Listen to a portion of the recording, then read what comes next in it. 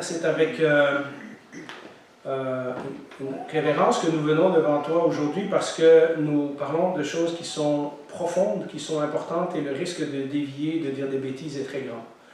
Nous parlons de choses qui concernent ton identité en tant que Dieu, en tant que Fils de Dieu, en tant que Sauveur de l'humanité, en tant que Messie promis.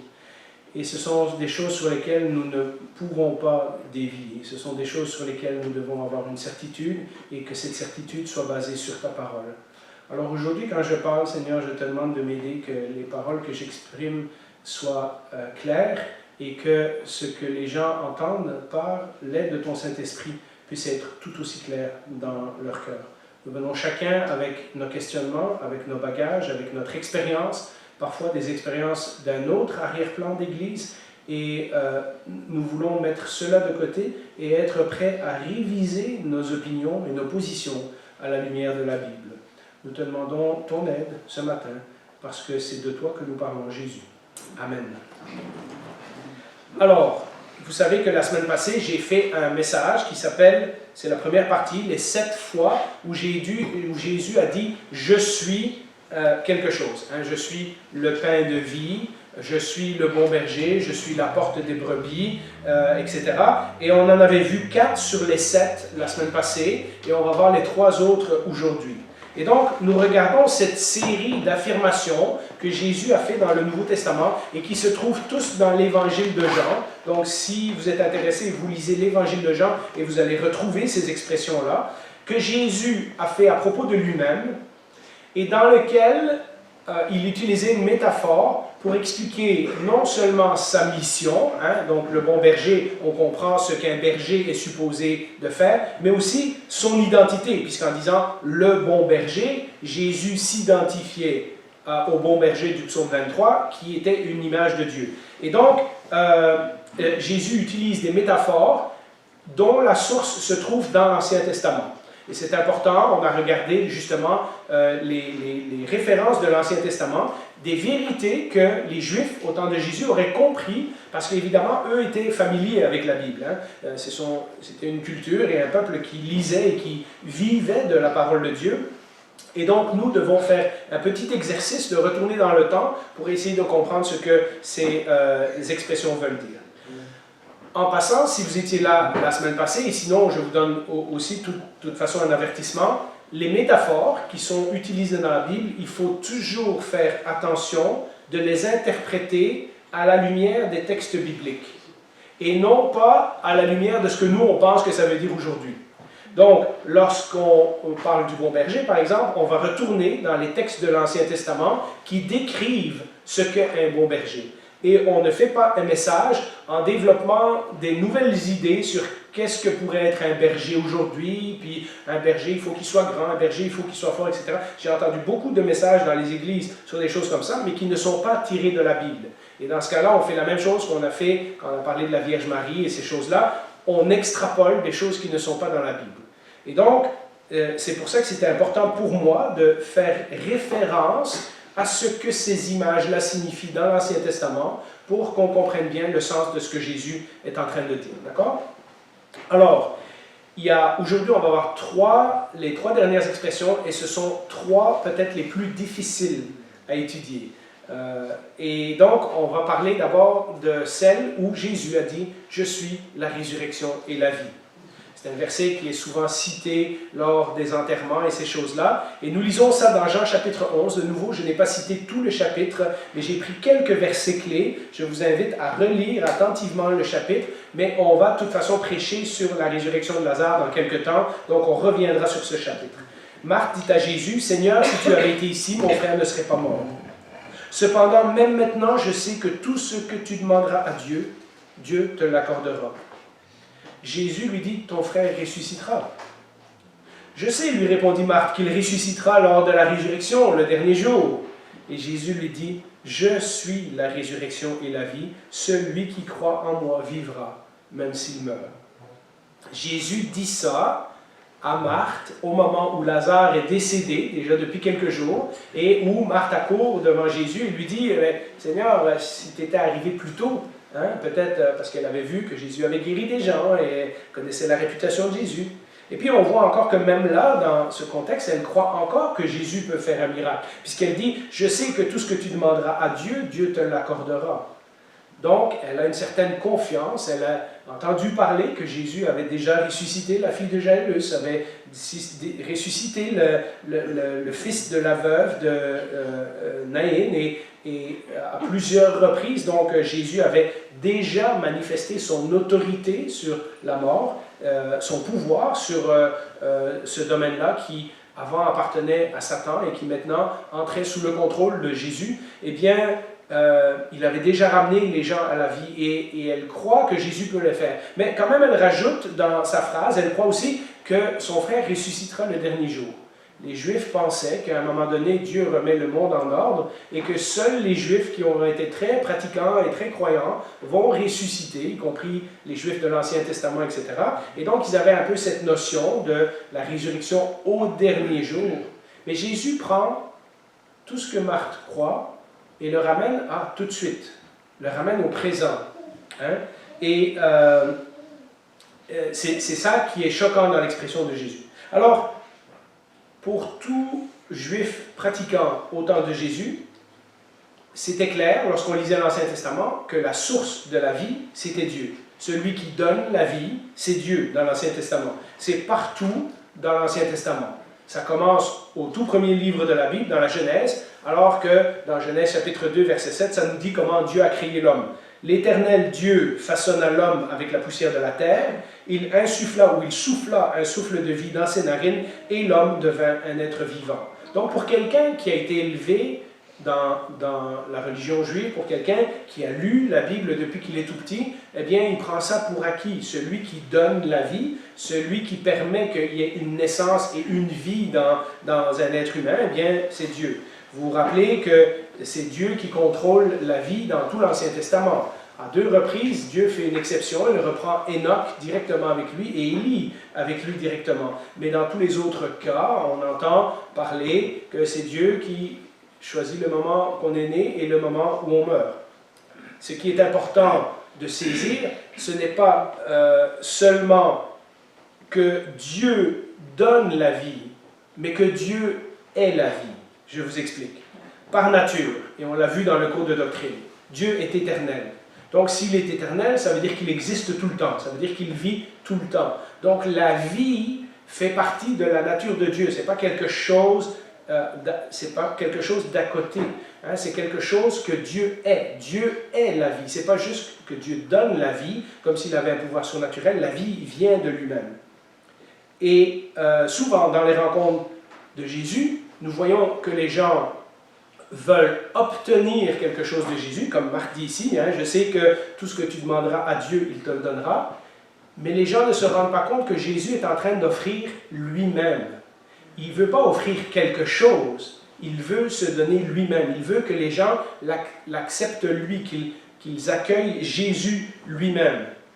Et les gens avaient l'habitude d'aller à Jésus, et même plusieurs fois, on voit des gens qui demandent des choses à Jésus sans nécessairement avoir cru en lui, sans nécessairement vouloir suivre Jésus, hein, sans nécessairement être son disciple. Et quand Jésus dit dans cette phrase « Je suis la résurrection et la vie », il n'est pas en train de dire « Je fais des résurrections hein, », je peux redonner la vie, etc. Il dit « Je suis ». La résurrection, c'est moi, ce n'est pas quelque chose. La résurrection, c'est moi. La vie, c'est moi. Ce n'est pas un cadeau que je vous donne, c'est moi directement. Il affirme être en lui-même la personne qui est la source de la vie. Or, comme on vient de le dire, cette affirmation dans l'Ancien Testament n'était vraie que de Dieu. Hein? Dieu était la source de la vie. Et Jésus dit « Je suis la vie ». Qu'est-ce que vous pensez que Jésus est en train de dire? Et qu'est-ce que vous pensez que les Juifs ont compris? Eh bien, ils ont bien compris le message de Jésus. Ils comprennent très bien que Jésus est en train de se faire l'égal de Dieu. Et nous lirons, et on en reparlera, qu'à la suite de cette affirmation, comme toutes les fois où Jésus a dit « Je suis », eh bien, les gens ont planifié de faire mourir Jésus. Et la raison, ce n'est pas parce qu'il avait ressuscité Lazare, c'est parce qu'ils avaient peur de perdre le contrôle de leur religion.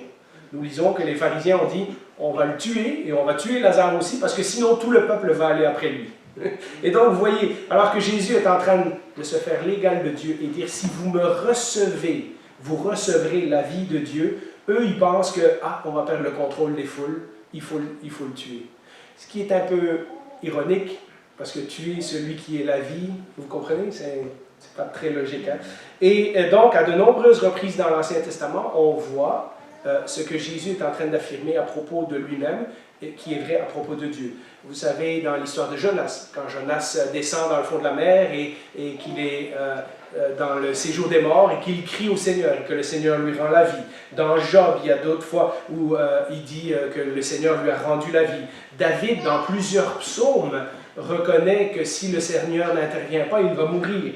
Il dit dans le psaume 36, 10, « Car c'est auprès de toi qu'est la source de la vie, et c'est par ta lumière que nous voyons la lumière. » En d'autres mots, si on est vivant, c'est à cause de toi. Hein? Et ce que l'évangile de Jean est en train de nous dire, ce que Jean nous raconte avec ces paroles de Jésus, c'est que la solution ultime du problème de l'homme, la solution de la mort et de la souffrance et ces choses-là, ce n'est pas de la connaissance, ce n'est pas une religion, ce n'est pas des règles à suivre, ce n'est pas même une façon de vivre, hein, je vais être une bonne personne, etc. La solution à la mort, c'est une personne. Ce n'est pas une façon de faire, c'est une personne. 1 Jean, le même qui a écrit l'évangile de Jean, dans 1 Jean, il nous écrit dans son épître, au chapitre 5, verset 12, « Celui qui a le Fils a la vie, et celui qui n'a pas le Fils de Dieu n'a pas la vie. » Donc, en d'autres mots, si nous croyons en Jésus, nous avons cette vie qui vient avec Jésus, et si nous ne croyons pas en Jésus, eh bien, nous ne l'avons pas. C'est une affirmation unique, et c'est une affirmation extraordinaire, parce que de toutes les religions, je peux vous assurer que ni Bouddha, ni Mohamed, ni Krishna, ni aucune des autres religions, puis je les ai toutes étudiées, aucun des fondateurs de ces religions-là ne prétend être la vie.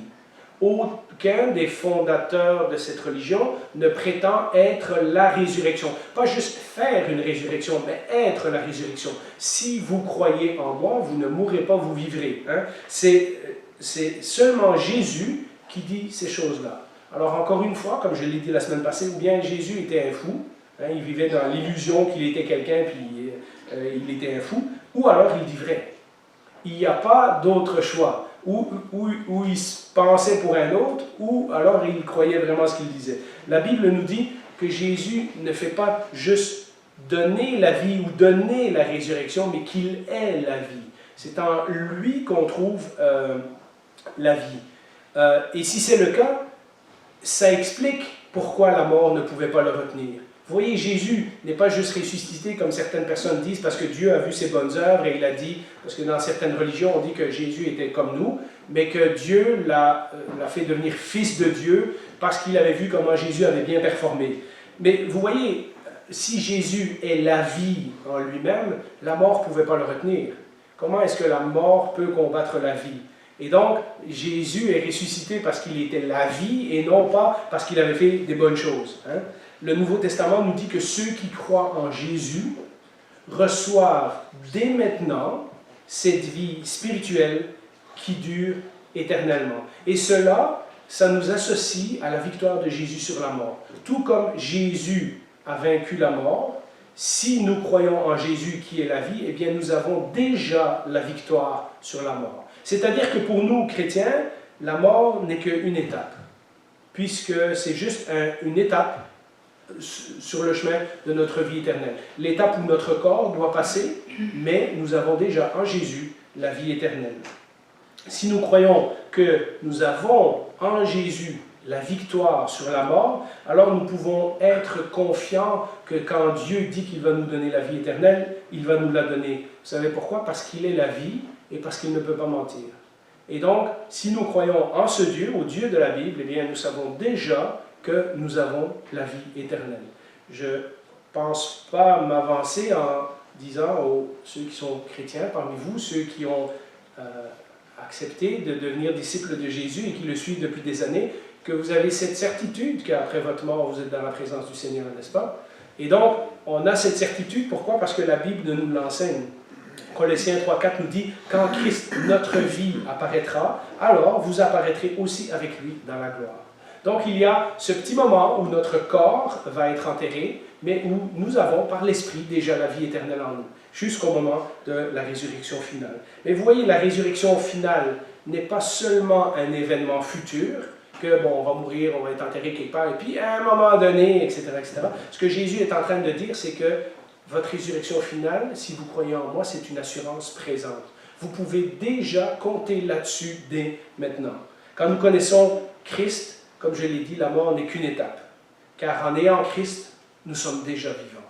Nous sommes déjà ressuscités.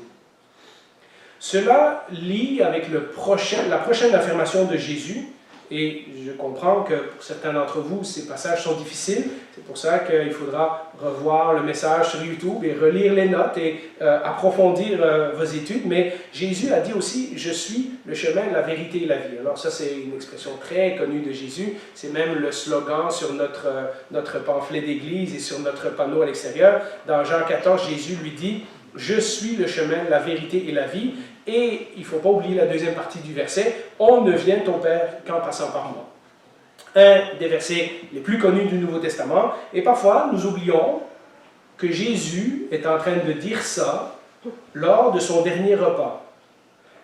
La dernière soirée où Jésus est en train de manger avec ses apôtres, il va bientôt mourir et c'est à ce moment-là qu'il leur dit ces choses-là. Et la raison qu'il fait tout ce discours, parce que Jean 14, Jean 15, Jean 16, Jean 17, c'est tout le dernier discours de Jésus à ses disciples, la raison qu'il est en train de donner ce discours-là, c'est pour encourager ses disciples, parce qu'il sait que lorsqu'il va être arrêté, eux, ils vont avoir peur et ils vont s'enfuir, ils vont être découragés. Et il est en train de leur dire ces choses-là, « Je suis le chemin, la vérité et la vie ». Alors, qu'est-ce que ça veut dire? Eh bien, nous, souvent, on interprète, mais sans retourner dans l'Ancien Testament. De nouveau, il y a une référence à l'Ancien Testament, le chemin et la vérité, la façon dont on approchait Dieu, le chemin par lequel on allait à Dieu dans l'Ancien Testament, bien, on ne pouvait pas s'approcher de lui autrement que par le système du temple, des sacrifices, des prêtres, le voile qui était séparé, les routines, le lavage des mains, les offrandes, enfin, etc. Il y avait tout un processus par lequel on pouvait approcher Dieu. Ça, c'était la façon qui était décrite dans l'Ancien Testament.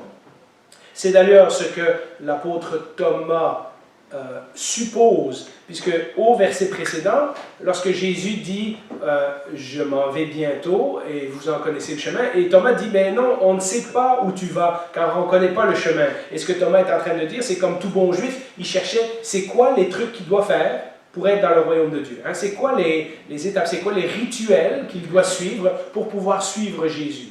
Hein? Et puis, bon, vous lirez la suite du chapitre, Jésus dit que si tu crois en lui, tu n'as pas besoin de faire ces rituels, mais je vous laisse étudier ce chapitre à la maison. Voyez, Hébreux 8 et 9 nous expliquent que tous ces rituels de l'Ancien Testament n'étaient là que temporairement. C'était pour nous montrer la différence entre nous qui sommes pécheurs et Dieu qui est saint. Et comment on ne peut pas approcher Dieu n'importe comment. Mais il n'enlevait jamais le péché complètement. À tous les jours, on recommençait. Tous les jours, il y avait des sacrifices. Chaque année, il y avait le sacrifice d'expiation. Il y avait les fêtes, il y avait etc. etc. Mais c'était temporairement le moyen, le chemin que Dieu avait choisi pour s'approcher de lui dans l'Ancien Testament. Ce chemin, c'était la vérité, le chemin de l'Ancien Testament, mais avec la venue de Jésus, ce chemin est remplacé pas par un nouveau chemin, mais par une personne. De nouveau, vous voyez comment Jésus prend cette métaphore et l'applique à lui-même. Mais regardons ce que l'Ancien Testament disait pour vous donner une comparaison. Lévitique chapitre 16, au verset 2.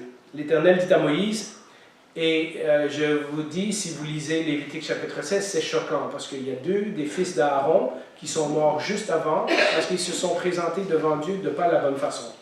Et là, la parole de l'Éternel est adressée à Moïse, et l'Éternel dit à Moïse, « Dis à ton frère Aaron de ne pas entrer à n'importe quel moment dans la partie du sanctuaire située derrière le voile, devant le propitiatoire qui recouvre l'arche. Sinon, il mourrait. En effet, j'apparaîtrai dans la nuée sur le propitiatoire, ça c'est l'arche de l'Alliance, et voici de quelle manière Aaron entrera dans le sanctuaire. Et si vous lisez la suite du chapitre 16, il dit comment il doit se laver les mains, comment il doit changer de vêtements, comment il doit offrir un sacrifice, comment il doit envoyer le sacrifice dans le désert, etc. etc. Donc vous voyez, le chemin pour parvenir à Dieu, dans la présence de Dieu dans l'Ancien Testament, était extrêmement compliqué. Parce que la différence entre des hommes pécheurs et le Dieu trois fois saint était tellement grande qu'on ne pouvait pas s'approcher de lui n'importe comment. Et Jésus, en disant « Je suis le chemin, la vérité et la vie », est en train de contraster ce chemin de l'Ancien Testament avec lui-même. Hein? Et il dit maintenant « En moi, il y a une nouvelle façon d'approcher le Père ». Et ce n'est pas une religion, ce n'est pas des nouveaux rituels, ce n'est pas des nouveaux symboles, c'est par moi directement. Vous devez croire en moi, vous devez écouter mes paroles, vous devez suivre mon enseignement si vous voulez approcher du Père. Il n'y a pas un nouveau chemin dans le sens où on pourrait croire que notre nouveau chemin, c'est le baptême, la Sainte Seine, venir au culte, faire des offrandes, etc. Parce qu'alors on recopie simplement l'Ancien Testament, mais avec des nouvelles règles. Ce n'est pas ça que Jésus est en train de dire. Le chemin, ce n'est pas une nouvelle méthode. Le chemin, c'est moi. Hein? Jésus dit que le chemin, c'est lui. Toutes les choses de l'Ancien Testament étaient incomplètes et pointaient vers Jésus. Elles indiquaient, elles pointaient vers la venue de Jésus. La vérité de Dieu dans l'Ancien Testament n'avait pas été complètement révélée. Et Hébreu nous dit que dans ces derniers temps, Dieu nous a parlé par son Fils Jésus. Et donc, en Jésus, toute la vérité, tout ce qu'on doit comprendre sur la Bible est révélé en Jésus. Il n'y a rien à rajouter. La révélation de Dieu est complète. La révélation de Dieu dans l'Ancien Testament, qui était partielle, donc attirait l'attention sur le péché de l'homme et sur la sainteté de Dieu, comme je l'ai dit. Mais elle ne réglait pas le problème.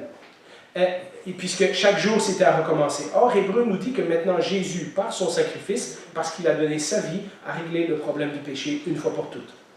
Maintenant que Jésus est là, la vérité de Dieu est complète et finale. On ne regarde plus à des rituels, on ne regarde plus à des religions, à des méthodes, à des trucs, etc. On peut approcher Dieu le Père directement au travers de Jésus lorsqu'on croit en lui. Le salut, ce n'est pas un processus, ce n'est pas une série de choses à faire. Le salut, c'est une personne. Nous avons été destinés non pas à aller dans un endroit, et ça, en tant que chrétiens, nous faisons souvent cette erreur-là. Nous allons au ciel. Hein? Notre destinée n'est pas d'aller dans un endroit où certains d'entre nous imaginent qu'ils vont s'ennuyer parce qu'on va être assis sur des bancs, à chanter des cantiques pour l'éternité. Hein? Et vous voyez, quand on pense à un endroit, on imagine que ça va être ennuyant. La destinée du chrétien, ce n'est pas aller à un endroit, mais c'est de connaître une personne. Hein? Lorsque Christ paraîtra, nous serons comme lui parce que nous le connaîtrons tel qu'il est.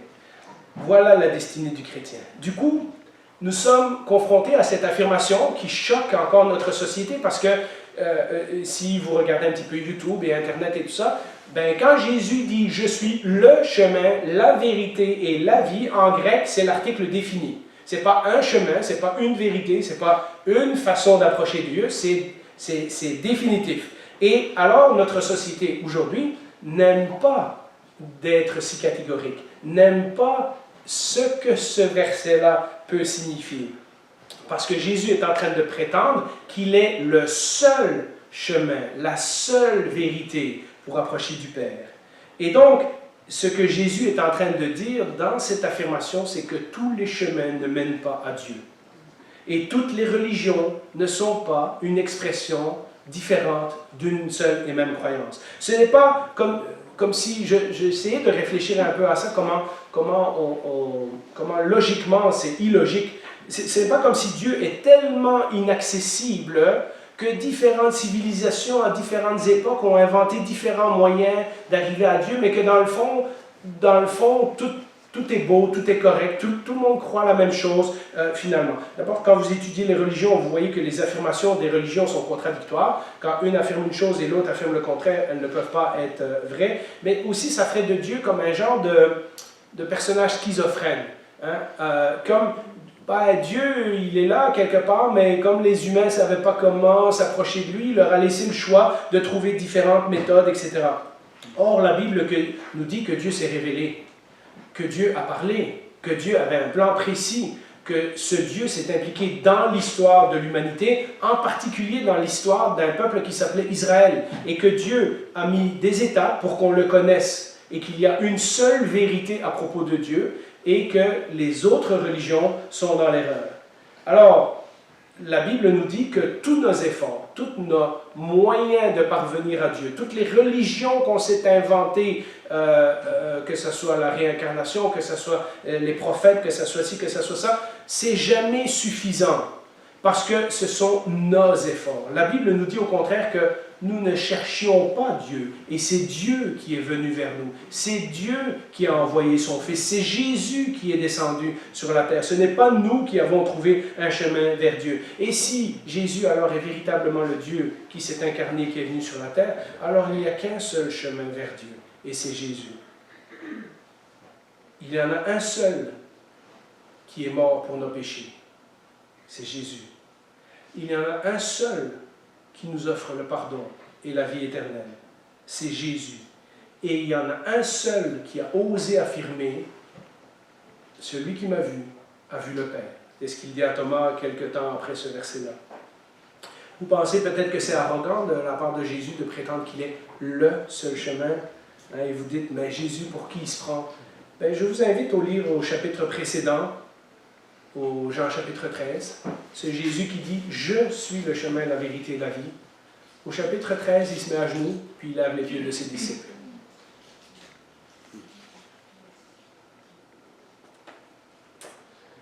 Et vous me direz après si vous trouvez que Jésus est arrogant.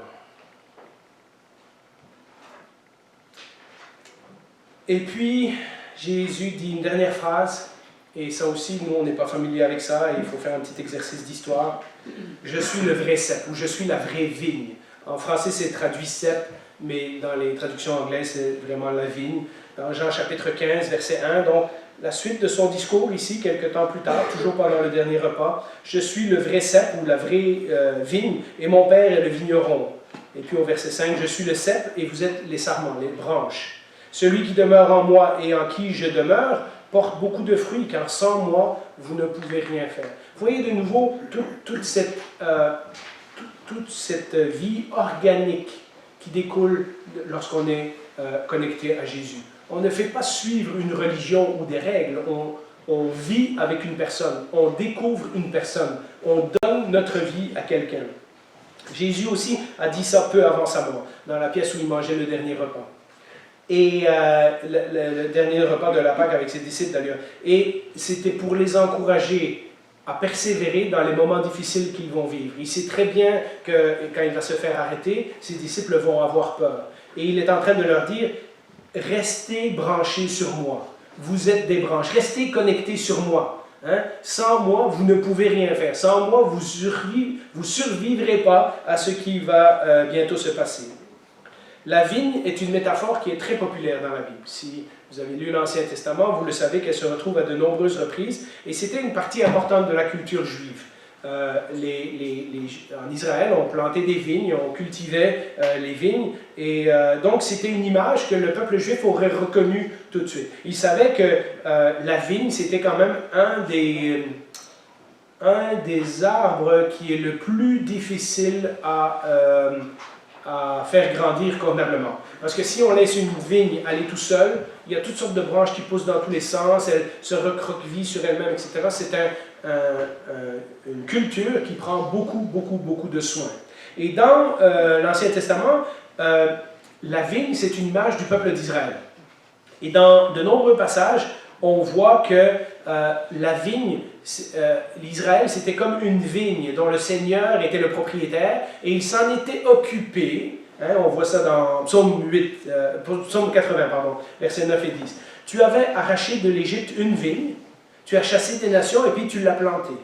Tu as déblayé le sol devant elle, elle a pris racine et elle a rempli la terre. Donc c'est comme ça que le psalmiste décrit la sortie d'Égypte, comment Dieu a planté son peuple dans la terre promise. Mais plus on avance dans l'histoire d'Israël, et plus on avance dans les textes bibliques, plus on se rend compte que cette vigne a mal tourné. Elle a donné des fruits pourris, elle a donné des fruits sûrs, elle n'est pas mangeable, alors que Dieu s'en était occupé. Cette vigne a produit des mauvais fruits.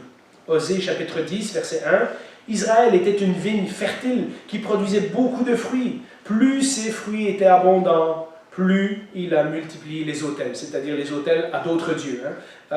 Plus son pays était prospère, plus il a embelli les statues d'autres dieux. Et donc, ce que Dieu est en train de dire dans ces textes-là, c'est qu'il s'est occupé soigneusement de cette vigne qui était Israël, mais malheureusement, plus il s'en occupait, plus cette vigne tournait mal. Les textes que vous devez lire cette semaine, c'est Ésaïe chapitre 5 et Ésaïe chapitre 27. Dans ces deux chapitres-là, Dieu décrit en long et en large comment il s'occupe de la vigne, etc., etc. Et au chapitre 5, eh bien, il explique comment cette vigne a mal tourné. Et au chapitre 27, c'est une promesse de l'avenir en disant je vais rétablir ma vigne. Et ça, c'était les deux chapitres connus. Quand une vigne est supposée produire, la raison qu'on cultive une vigne, c'est parce qu'on veut des raisins, puis on veut manger les raisins, ou on veut en faire du vin, ou des choses comme ça. Si ça produit des fruits pourris, bien, vous avez passé beaucoup de temps et beaucoup d'efforts pour rien du tout. Et Dieu aurait voulu que son peuple produise des bons fruits, et il ne l'a pas fait. Et Jésus est en train de dire, « Je suis la vigne ». La vraie vigne, ce n'était pas Israël, puisque Israël a produit des mauvais fruits. La vraie vigne, c'est moi. Restez collés sur moi et vous aurez accès directement à la vie que Dieu donne, à la vie qui coule dans le tronc. C'est tout le chapitre 15, vous le relirez, vous êtes peut-être familier avec. Jésus explique qu'est-ce qui arrive aux branches qui ne sont pas accrochées sur le tronc, aux branches qui poussent de travers, comment Dieu nettoie les branches, comment Dieu s'occupe de sa vigne, etc. Et il leur dit à plusieurs reprises dans ce chapitre, vous devez rester branchés sur moi, vous devez rester connectés sur moi, vous devez rester en moi, sinon vous n'avez pas la vie. C'est en restant branché sur Jésus que l'on produit des fruits, le fruit de l'esprit. Ce n'est pas en essayant d'être une bonne personne par nos propres efforts. Sinon, comme la vigne de l'Ancien Testament, on va pousser tout croche. Pour que notre vie ait du sens, pour que nos vies produisent du fruit qui est agréable à Dieu, le fruit de l'esprit, il faut d'abord que nous soyons connectés à Jésus par la foi. Et vous voyez comment Jésus est en train de dire à ses disciples et à tous les gens qui l'écoutent, lorsqu'il dit « Je suis », il est en train d'envoyer ce message de dire « Oubliez ça, les rituels, oubliez ça, ce que vous avez appris à gauche, à droite, etc. » Toutes ces choses-là pointaient à moi. Ce que vous avez besoin pour vivre la vie de Dieu, c'est moi. Vous avez besoin de me recevoir dans votre cœur. Vous avez besoin de vivre selon mes commandements. Vous avez besoin que votre vie soit transformée par moi. Alors, pourquoi je voulais faire ces messages et pourquoi j'ai voulu mettre ces 7 expressions en suivant? Eh bien, parce que des fois, quand on lit ces textes-là séparément, on a l'impression que Jésus faisait juste des belles phrases positives. Vous savez, comme les grands prédicateurs, « Je suis ceci, je suis cela ». Et puis, on avait l'impression que ça fait peut-être partie d'un discours. Mais Jésus faisait autre chose. En disant, avant chaque phrase, « Je suis », il utilisait le nom de Dieu de l'Ancien Testament, le Dieu éternel, celui qui vit éternellement. « Je suis celui qui suis ». Il connectait tout son message et toute sa vie à Dieu. Plus que cela encore, il était en train de dire, le Dieu de l'Ancien Testament, c'est moi. Vous m'avez vu maintenant, eh bien, tout ce que Dieu était dans l'Ancien Testament, je le suis également. C'est pour ça qu'il peut dire qu'il fait tout le temps parfaitement la volonté de son Père. Que quand il ne parle pas ses propres paroles, mais il parle les paroles de son Père. C'est pour ça qu'il peut dire à Thomas, quand tu m'as vu, tu as vu le Père. Vous voyez cette identification profonde que Jésus a avec le Père, il est en train de révéler ça aux Juifs. Tous les Juifs de l'Ancien Testament, tous les Juifs de cette époque-là, qui étaient familiers avec l'Ancien Testament, auraient compris ce que Jésus était en train de dire, qu'il était lui-même Dieu venu sur terre. Alors si un jour quelqu'un vous dit, dans une vidéo YouTube ou quoi, Jésus n'a jamais dit clairement qu'il était Dieu, renvoyez-le à ces textes-là et demandez-leur, alors comment tu expliques cela? Parce que clairement, Jésus prend tout ce qui s'applique à Dieu comme image dans l'Ancien Testament et il dit, mais maintenant c'est moi. Hein? Et il dit maintenant, et c'est ce que l'Hébreu nous dit, hein, que Jésus est venu révéler Dieu en personne. C'est ce que le début de l'Évangile de Jean nous dit également, c'est ce que plusieurs passages du Nouveau Testament nous disent. Vous comprenez pourquoi alors beaucoup de Juifs ont voulu sa mort? Il n'était pas juste en train de dire « je suis un prophète, je suis le Messie », etc. Il est en train de dire « quand Dieu a voulu venir sur la terre, eh bien il est venu dans moi, c'est moi. » Le Dieu incarné, hein, ce qu'on appelle après plus tard dans la théologie chrétienne l'incarnation de Dieu, quand Dieu s'est fait homme, il est apparu dans la personne de Jésus. C'est un blasphème horrible. C'est pour ça qu'on a voulu tuer Jésus. Ou alors, c'était, comme quelques-uns ont fini par le croire, c'était la vérité. Le plus important, ce n'est pas donc ce que Jésus peut donner, ce n'est pas ce que Jésus peut vous faire sentir bien, ou ce qu'il peut faire.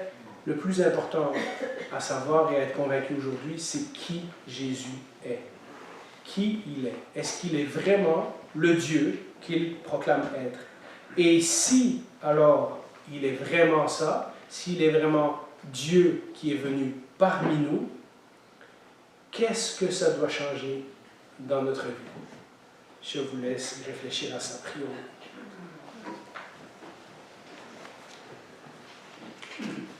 Bien, ce sont des paroles difficiles, Seigneur, parce que si c'est vrai et que tu es vraiment, véritablement Dieu venu sur terre, cela signifie que tu as pleine et parfaite autorité sur notre vie et que nous te devons soumission et obéissance.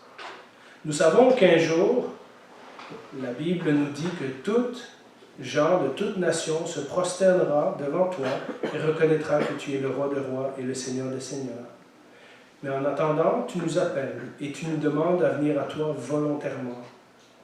Nous pouvons nous prosterner devant toi et reconnaître que tu es Dieu de notre plein gré et vivre la vie de Jésus et vivre cette vie abondante et vivre cette vie de l'Esprit et produire les fruits qui vont avec et déjà commencer à expérimenter cette vie éternelle dès maintenant où nous pouvons nous rebeller et attendre la fin des temps au moment où nous serons de force obligés de nous agenouiller devant toi.